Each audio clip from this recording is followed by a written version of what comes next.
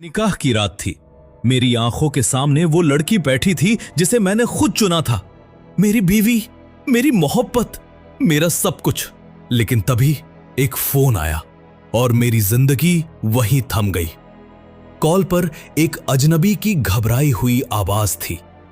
उसे छोड़ दो, वो तुम्हारी सगी बहन है। मेरी रूह कांप गई। मेरा दिल जोर जोर से धड़कने लगा। क्या वाकई मैंने अपनी ही बहन से निकाह कर लिया है, या ये कोई पुराना बदरा है? जानिए इस कहानी में जो सिर्फ मोहब्बत नहीं, साजिश, दर्द और रिश्तों की उलझनों से भरी है। एक ऐसा सच जो जब सामने आएगा आपकी रूह कांप उठेगी। पेश है आवाज की दुनिया की एक और दिल दहला देने वाली पेशकश। मैंने जिस लड़की से निकाह किया वो मेरी सगी बहन निकली। अगर आप ऐसी कहानियां पसंद करते हैं तो अभी वीडियो को लाइक कीजिए, अपने दोस्तों और परिवार के साथ शेयर कीजिए और आवाज की दुनिया चैनल को सब्सक्राइब जरूर करें ताकि अगली कहानी की घंटी बेल आइकॉन के साथ सबसे पहले आप तक पहुंचे। कहानी अब शुरू होती है उस शाम से जब पहली बार मेरी उससे मुलाकात हुई थी। मेरा नाम अर्जुन है। मैं एक साधारण ब्राह्मण परिवार में जन्मा, लेकिन किस्मत ने मुझे कभी साधारण जिंदगी नहीं दी। माँ बाप का साया बचपन में ही उठ गया था। मुझे एक मंदिर के पुजारी ने पाला। नाम था उनका पंडित श्रीधर शर्मा। उन्होंने मुझे बेटा समझकर पाला, पढ़ाया और दुनिया की समझ दी। लेकिन मन के अंदर हमेशा एक अधूरी सी खाली जगह रही, अपना परिवार खोजने की। और फिर एक दिन मेरी मुलाकात हुई साक्षी से।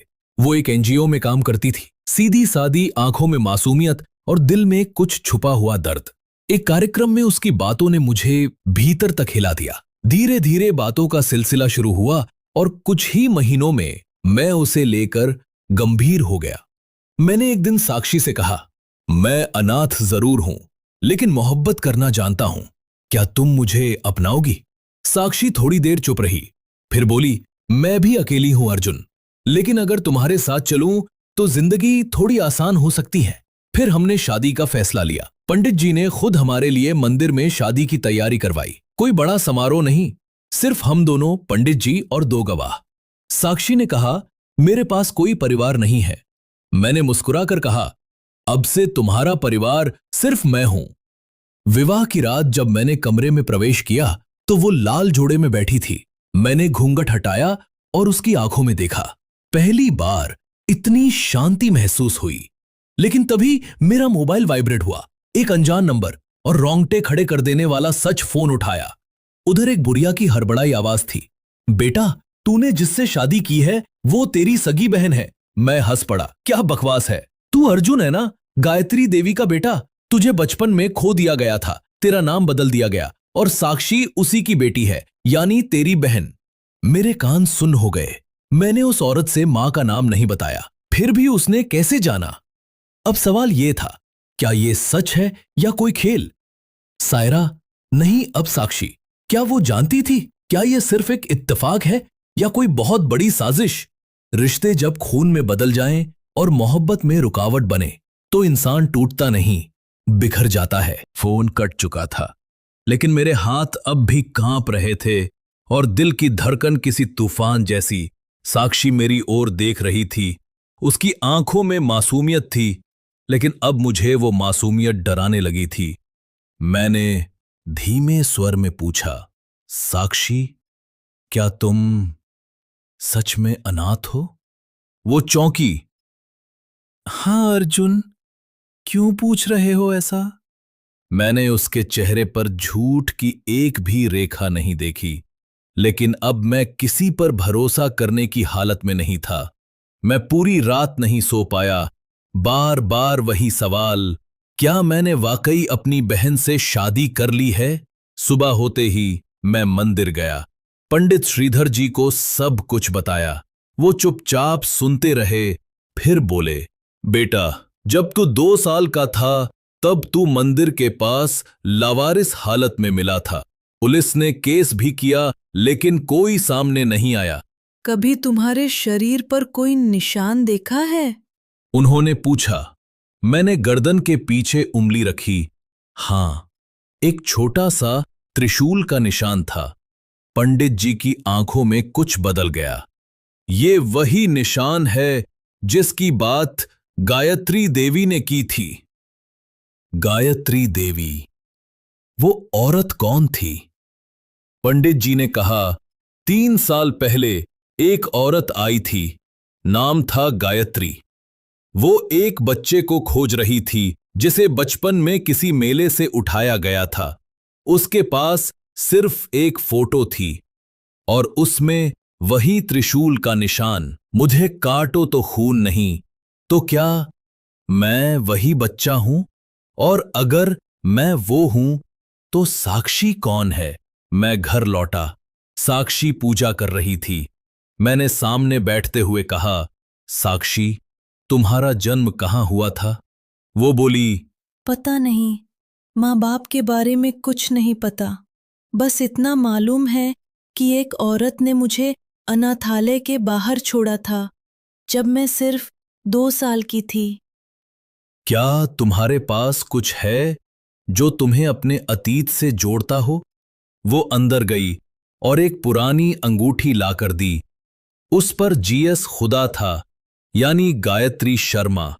अब शक नहीं रहा, साक्षी भी उसी औरत की बेटी थी, और अगर मैं उसका बेटा हूं तो साक्षी मेरी बहन है। अब क्या? मैं जमीन पर बैठ गया, सिर थाम लिया। साक्षी दौड़ती हुई मेरे पास आई। क्या हुआ अर्जुन? प्लीज कुछ तो बोलो। मेरे होठ कांप रहे थे। जिसे मैं अपनी पत्नी मान रहा हूं, वो मेरी सगी बहन निकली। साक्षी चीख पड़ी। क्या क्या बोल रहे हो तुम अर्जुन? ऐसा मजाक मत करो प्लीज। कभी कभी जिंदगी एक ऐसा खेल खेलती है जहां दिल हार जाए तो रूह भी बिखर जाती है। मैं और साक्षी एक दूसरे को देखते रहे। आंखों में आंसू थे, सवाल थे और एक ऐसा डर जिसे हम दोनों महसूस तो कर रहे थे पर स्वीकार नहीं कर पा रहे थे। शब्द जैसे गायब हो गए। कमरे की दीवारें, वो सिंदूर, वो मंगलसूत्र, सब अब हमें चुभने लगे थे। डीएनए टेस्ट, एकमात्र रास्ता। मैंने फैसला किया, अब और शक में नहीं जी सकता। मैंने साक्षी से कहा, हमें सच जानना होगा, एक बार और हमेशा के लिए। साक्षी ने कुछ नहीं कहा, बस चुपचाप अपना खून देने के लिए तैयार हो गई। 3 दिन, सबसे लंबा इंतजार वो 3 दिन। हर मिनट एक सदी की तरह बीता। हम एक ही घर में थे, लेकिन एक दूसरे से अलग थलग।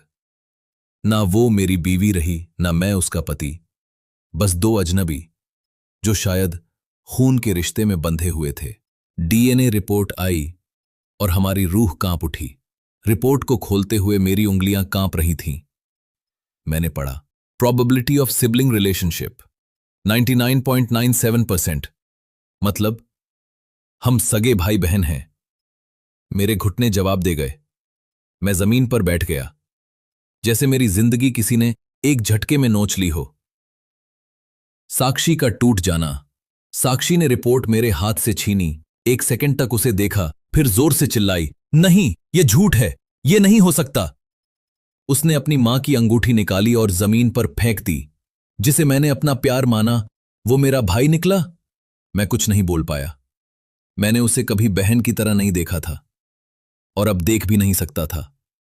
और फिर एक सच्चाई और खुली। साक्षी ने कहा, अर्जुन, लेकिन मेरी रिपोर्ट में लिखा था कि मुझे गोद लिया गया था। कोई सगे माता पिता का रिकॉर्ड नहीं था। मैं चौंका। तो क्या कोई साजिश चल रही है? अगर डीएनए कहता है कि हम भाई बहन हैं, लेकिन उसके रिकॉर्ड्स कहते हैं कुछ और, तो क्या यह सब किसी ने जानबूझकर किया?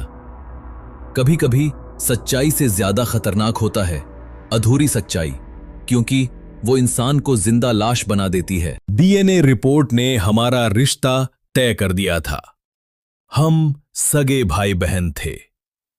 लेकिन जो बात साक्षी ने कही, मुझे तो गोद लिया गया था, इस एक लाइन ने सारा मामला फिर उलझा दिया।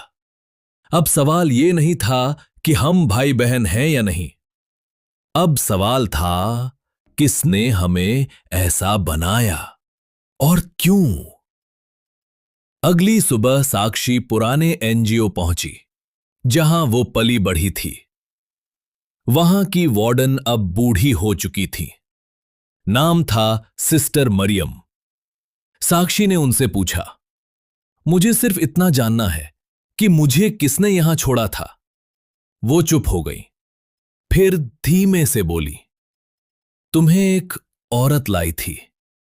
उसकी आंखों में डर था और हाथ में सिर्फ एक पुराना कपड़ा था जिस पर GS लिखा था। उसने अपना नाम तक नहीं बताया, बस तुम्हें छोड़ गई और कहा, इस बच्ची को मेरे बेटे से मिलाना मत। साक्षी का दिल कांप गया। कौन थी वो औरत और क्यों ऐसा कहा? वो औरत गायत्री देवी ही थी, ये बात अब तय थी। लेकिन अगर उन्होंने अर्जुन को मंदिर के पास छोड़ा और साक्षी को NGO में, तो ऐसा क्यों?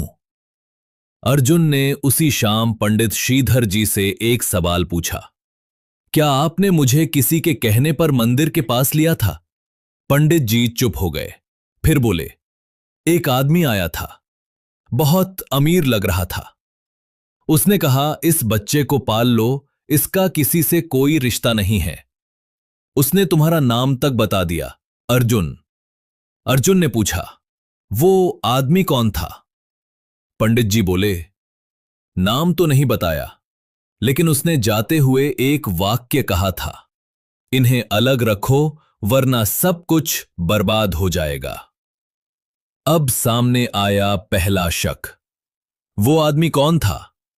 अर्जुन और साक्षी ने तय किया, अब उन्हें उस आदमी की पहचान ढूंढनी है, क्योंकि वही इस कहानी का मास्टरमाइंड था। साक्षी को याद आया, उसके साथ आए उस आदमी की एक तस्वीर थी जो NGO की एक पुरानी फाइल में लगी थी। अर्जुन और साक्षी ने वो फाइल निकलवाई और जब तस्वीर देखी, अर्जुन की रूह कांप गई। ये तो वही आदमी है जो मुझे अक्सर मंदिर के बाहर देखा करता था और गायब हो जाता था। अब कहानी एक और मोड़ पर आ गई है। वो आदमी कौन था? क्या वो अर्जुन और साक्षी का असली पिता था या कोई और जो उन्हें तोड़कर अपनी चालें चल रहा था?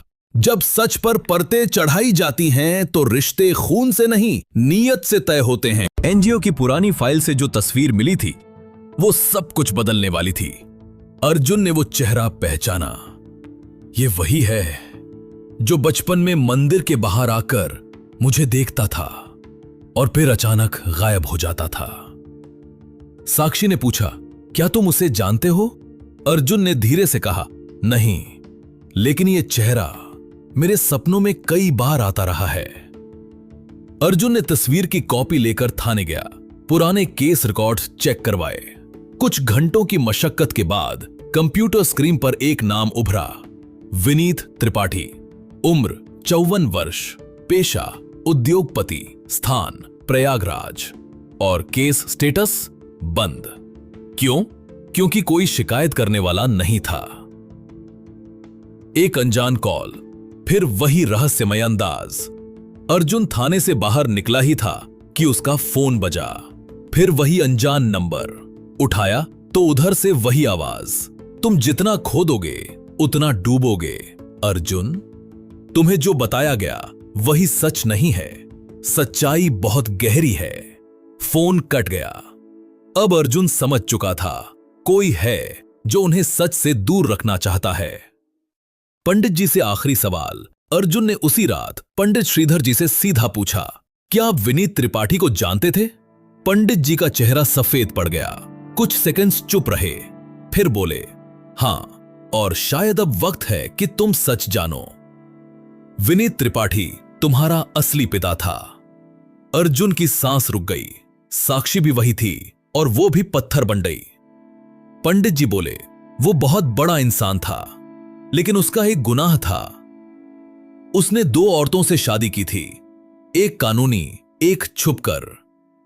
गायत्री देवी उसकी पहली पत्नी थी और साक्षी की मां दूसरी।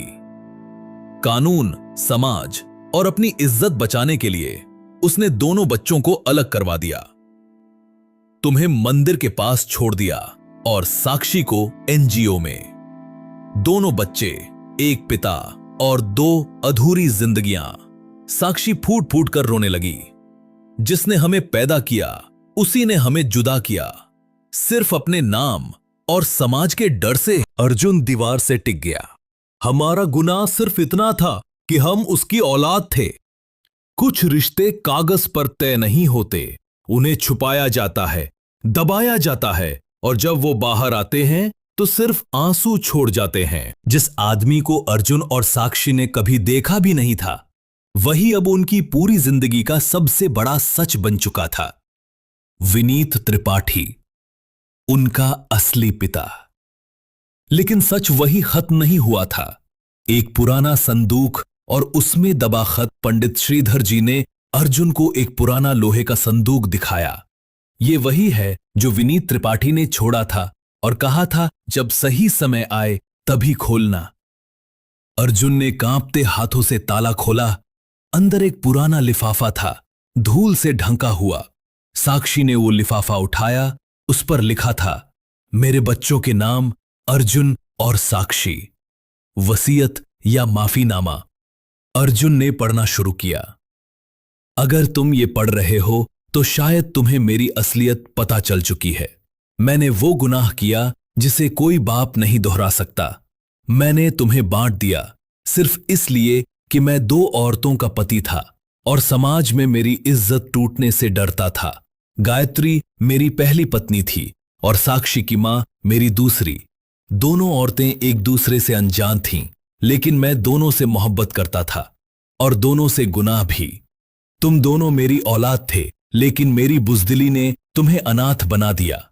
मैंने तुम्हें जानबूझकर अलग किया क्योंकि मैं डरता था कि तुम कभी एक दूसरे से मिल जाओगे और वो मिलन एक ऐसा रिश्ता बन जाएगा जो पाप कहलाएगा। लेकिन शायद मेरी किस्मत ही थी कि मैं जितना छुपाता गया तुम उतने ही करीब आते गए। सच्चाई जो अब बहुत देर से आई थी। साक्षी फूट फूट कर रो रही थी। उसने हमें इसीलिए दूर किया ताकि हम एक दूसरे से शादी न कर लें, लेकिन वो हमें बता भी तो सकता था। अर्जुन भी निशब्द था। उसने धीरे से खत के आखिरी शब्द पढ़े, मैंने तुम्हारा हक छीन लिया, इसलिए मेरी संपत्ति, मेरा नाम, मेरा सब कुछ अब तुम्हारा है। माफ कर सको तो करना, वरना मेरी चिता में ये पाप भी जला देना। विनीत त्रिपाठी मर चुका था। अब उसके पास से न सजा ली जा सकती थी, न सवाल पूछे जा सकते थे। लेकिन उसने अपनी करोड़ों की संपत्ति अर्जुन और साक्षी के नाम कर दी थी। अब सवाल यह था, क्या अर्जुन और साक्षी उस इंसान की विरासत स्वीकार करेंगे जिसने उन्हें सबसे कीमती चीज, बचपन और रिश्तों का सच छीन लिया था? अर्जुन और साक्षी, 2 लोग जो कभी एक दूसरे को जीवन साथी मान बैठे थे, अब खड़े थे एक ऐसे मोड़ पर जहां दिल कहता था साथ रहो, लेकिन खून कहता था दूर हो जाओ। अर्जुन की उलझन। अर्जुन अकेले कमरे में बैठा था। हाथ में वसीयत का खत था और सामने वो सिंदूर की डिब्बी जिससे उसकी शादी हुई थी। क्या हमारी भावनाएं गुनाह है? अगर हमने सच नहीं जाना होता तो क्या हम खुश होते? हर सवाल तीर बनकर चुभ रहा था। साक्षी का टूटा दिल। दूसरी तरफ साक्षी अपने कमरे में रो रही थी। उसने वो सारी तस्वीरें फाड़ दी थी जो अर्जुन के साथ खिंचवाई थीं। क्यों अल्लाह या भगवान हमें ऐसे मोड़ पर लाया जहां ना मोहब्बत बची और ना रिश्ता? उसके पास अब ना अर्जुन था, न वो मासूम सपना जिसमें एक पति के साथ जिंदगी बितानी थी। 2 रास्ते, एक फैसला। अर्जुन और साक्षी ने मंदिर में मिलने का फैसला किया, मंदिर जहां उनकी शादी हुई थी। अर्जुन बोला, हमने एक दूसरे से बेइंतहा मोहब्बत की थी, लेकिन अब हम जानते हैं कि वो रिश्ता खून के खिलाफ है। साक्षी की आंखें भर आईं। क्या हम दोबारा भाई बहन बन सकते हैं अर्जुन? क्या हम उस मोहब्बत को मिटा सकते हैं जो हमने जानी ही नहीं थी झूठ के बिना? फैसला, एक तरफ मोहब्बत, दूसरी तरफ खून। अर्जुन ने उसके सामने हाथ जोड़ लिए। आज से मैं तुझे अपनी बहन मानता हूं साक्षी, और ये कसम खाता हूं कि तेरे साथ जो भी हुआ उसका हर दर्द मैं बांटूंगा, लेकिन तुझे अब कोई गलत नजरों से नहीं देखेगा। साक्षी ने उसके कंधे पर सिर रख दिया। भाई बहन बनकर पहली बार अर्जुन ने वो सिंदूर की डिब्बी, मंगलसूत्र और शादी की सारी चीजें मंदिर के पीछे बहती नदी में प्रवाहित कर दी। उनकी मोहब्बत का अंत नहीं हुआ, बस उसका रूप बदल गया। कुछ रिश्ते जन्म से बनते हैं, कुछ हालातों से, लेकिन कुछ ऐसे भी होते हैं जो जानबूझकर तोड़े जाते हैं ताकि आत्मा चैन से जी सके। जब अर्जुन और साक्षी ने अपने रिश्ते को खून के रिश्ते की शक्ल दे दी तो लगा कि शायद अब जिंदगी धीरे धीरे सामान्य हो जाएगी। लेकिन उस समय उन्हें नहीं पता था कि एक और राज अब भी उनकी कहानी में जिंदा था और सांस ले रहा था। एक पुरानी डायरी, मां गायत्री की आखिरी आवाज। अर्जुन को पंडित श्रीधर जी ने एक पुराना संदूक और दिया। उसमें थी गायत्री देवी की निजी डायरी। उस पर लिखा था, अगर अर्जुन कभी मेरी तलाश करे तो ये डायरी उसे दे देना। अर्जुन ने कांपते हाथों से डायरी खोली और पढ़ना शुरू किया। डायरी में लिखा था, मेरे अर्जुन, अगर तू ये पढ़ रहा है तो तू जरूर बड़ा हो चुका होगा। मैं जानती हूं तू अकेला बड़ा हुआ और शायद मुझे कोसता भी होगा, लेकिन बेटा मैंने तुझे छोड़ा नहीं था, तुझसे तुझे छीन लिया गया था। साजिश का असली चेहरा, साक्षी की मां।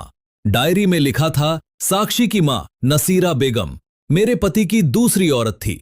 मुझे जब ये सच पता चला तो मैं टूट गई, लेकिन मेरा बेटा तू मेरी दुनिया था।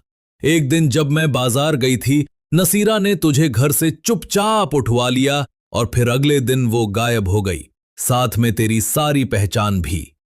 मतलब अर्जुन और साक्षी सगे नहीं? अर्जुन की आंखें फटी रह गई। डायरी में आखिर में लिखा था, साक्षी मेरी बेटी नहीं है बेटा, और तू उसका भाई नहीं। वो लड़की सिर्फ एक चाल थी जो मुझे तोड़ने के लिए चली गई थी। अब सच्चाई पलट गई थी। जिसे अर्जुन ने बहन मान लिया था, जिससे वो पहले मोहब्बत कर बैठा था, अब वो उसकी बहन नहीं थी। तो अब सवाल ये था, क्या वो फिर से उस रिश्ते में लौट सकता है, या जो दूरियां अब बन चुकी थीं वो हमेशा की होंगी? गायत्री देवी की डायरी ने वो सच खोला जिसने अर्जुन और साक्षी की जिंदगी को फिर से उलट दिया। वो सगे नहीं थे, कभी थे ही नहीं। तो अब सवाल यह था, क्या जो मोहब्बत दमादी थी उसे अब फिर से जिया जा सकता था, या अब वो रिश्ता हमेशा के लिए भाई बहन की पहचान में दफन हो चुका था? दिल फिर बोलने लगा था। अर्जुन अपने कमरे में बैठा था, गहरी सांसें और वही सवाल, क्या मैं अब फिर से साक्षी को अपना सकता हूं? क्या वो भी मुझे अब उसी तरह देख पाएगी? उधर साक्षी अपने तकिए में चेहरा छिपा कर रो रही थी। क्यों हर बार हमें ही क्यों आजमाया जाता है? क्या इस बार मोहब्बत फिर से हाथ थाम सकती है? रात के सन्नाटे में मुलाकात। अर्जुन और साक्षी एक बार फिर उसी मंदिर में पहुंचे जहां उन्होंने शादी की थी, जहां उन्होंने रिश्ता तोड़ा था, और अब शायद जहां कुछ फिर जुड़ने वाला था। साक्षी ने कहा, अब जब हम भाई बहन नहीं हैं तो क्या हम वो बन सकते हैं जो हम थे? अर्जुन चुप रहा, फिर बोला, मैं तुझे आज भी उतना ही चाहता हूं साक्षी, लेकिन डरता हूं क्या यह समाज हमें फिर स्वीकार करेगा? मोहब्बत सामने थी और समाज दीवार बनकर साक्षी ने उसका हाथ थाम लिया। इस बार मैं पीछे नहीं हटूंगी अर्जुन। अगर हमारा रिश्ता झूठ पर नहीं सच पर बना है तो क्यों हम झुके उन लोगों के सामने जो कभी हमारे दर्द का हिस्सा नहीं थे? अर्जुन ने उसकी आंखों में देखा। अब वहां डर नहीं था, बल्कि मोहब्बत थी, दोबारा जीने की। फैसला मोहब्बत का या समाज का? अर्जुन ने धीरे से कहा, इस बार हम दोनों मिलकर तय करेंगे अपना रास्ता। चाहे जो हो, अब हम सच के साथ हैं और सच में हमारा रिश्ता पाक है। कभी मोहब्बत गुनाह लगती है और कभी वही मोहब्बत इंसान को जीना सिखा देती है। बस फर्क इतना होता है कि हम डर को जीत पाते हैं या नहीं। सच सामने था। अर्जुन और साक्षी कभी सगे भाई बहन थे ही नहीं। उनका रिश्ता झूठ पर नहीं, छल और साजिश पर तोड़ा गया था। अब सवाल था, क्या वो फिर से एक दूसरे का हाथ थाम सकते हैं, या समाज की वो आंखें जो बिना सच्चाई जाने फैसले देती हैं उन्हें फिर से अलग कर देंगी? सुबह की पहली किरण, एक नई शुरुआत। अर्जुन और साक्षी एक बार फिर मंदिर पहुंचे। इस बार ना कोई डर था, ना कोई गलतफहमी, बस एक सवाल था, क्या हम फिर से एक हो सकते हैं? पंडित श्रीधर जी, जिनकी आंखों में वो रिश्ता पला बढ़ा था, उन्होंने मुस्कुराकर कहा, अब जब तुम्हारा दिल साफ है और रास्ता भी, तो कौन रोक सकता है दो सच्चे दिलों को? एक बार फिर वही 7 फेरे। मंदिर के आंगन में साक्षी ने फिर से वही लाल जोड़ा पहना। अर्जुन ने सिर झुकाकर उसका हाथ थामा। इस बार नया रिश्ता, नया सच और नया भरोसा लेकर। 7 फेरों के साथ उन्होंने फिर से वादा किया, साथ चलेंगे अब बिना डर के, हर झूठ को सच से हराएंगे और मोहब्बत को कभी समाज के फैसलों के नीचे दबने नहीं देंगे। लोगों की आंखों में सवाल थे, पर जवाब अब उनके पास था। शादी के बाद कुछ रिश्तेदारों ने ताना मारा, ये तो वही है ना, भाई बहन थे। लेकिन अर्जुन मुस्कुराया, नहीं, हम कभी भाई बहन थे ही नहीं, हम सिर्फ 2 दिल थे जिन्हें किसी ने जानबूझकर तोड़ने की कोशिश की थी, लेकिन मोहब्बत ने हमें फिर से जोड़ दिया। अगर कभी आपकी मोहब्बत को समाज की दीवारें रोकें, तो पहले सच को जानिए, क्योंकि हर रिश्ता गुनाह नहीं होता, कभी कभी वो सिर्फ अधूरी जानकारी का शिकार होता है। अगर इस कहानी ने आपके दिल को छुआ हो, तो अभी लाइक कीजिए, शेयर कीजिए अपने दोस्तों और परिवार से। आवाज की दुनिया को सब्सक्राइब जरूर करें और बेल आइकन दबाएं, ताकि ऐसी ही सच्ची दिल छू लेने वाली कहानियां सबसे पहले आप तक पहुंचें।